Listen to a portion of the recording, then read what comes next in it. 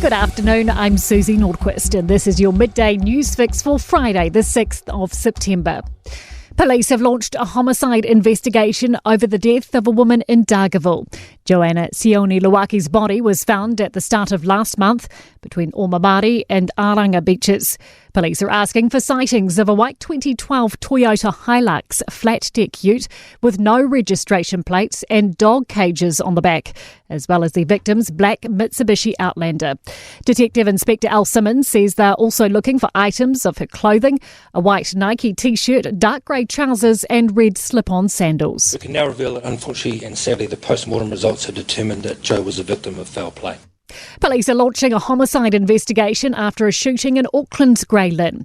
Authorities were alerted to the sounds of gunshots on Tuarangi Road just before 7 last night. One person with critical injuries died at the scene. 3 others are in hospital with gunshot wounds. The Herald's Jamie Lith says armed police are still there and investigation personnel are arriving. Several police forensics and overalls are scouring properties, looking through the grass. It's a really large extended scene. The ACT Party is lashing out at Health New Zealand for targeting free GP and nurse healthcare based on race. Health NZ in Hawke's Bay has amended the 2-year scheme, which used to be available to all residents aged 14 to 24. Jordan Dunn has more. From this month, young people in Hawke's Bay must meet one of 4 criteria, including being Māori or Pacific, to be eligible for the scheme. ACT Health spokesperson Todd Stevenson says the methodology is lazy and divisive. He says there are plenty of good reasons for targeting health services, but argues race is not one of them. Nigel Latter says he's doing well following his announcement of a cancer diagnosis last night.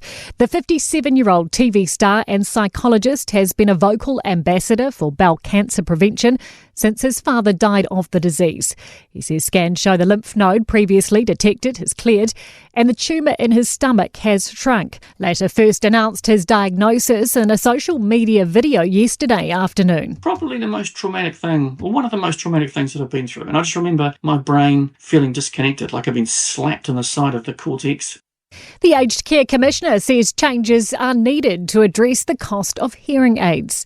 Carolyn Cooper has heard stories some older New Zealanders are importing their own devices or turning to retailers like Costco for more affordable options. She says the Ministry of Health's subsidy for hearing aids of just over $1,000 a pair isn't enough. Having an increase in subsidy would be really helpful.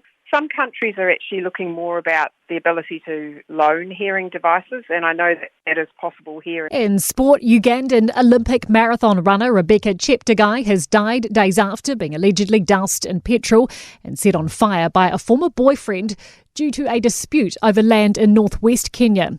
Springboks captain Sia Khaleesi will play with a nose fracture in Sunday morning's rugby championship test against the All Blacks in Cape Town.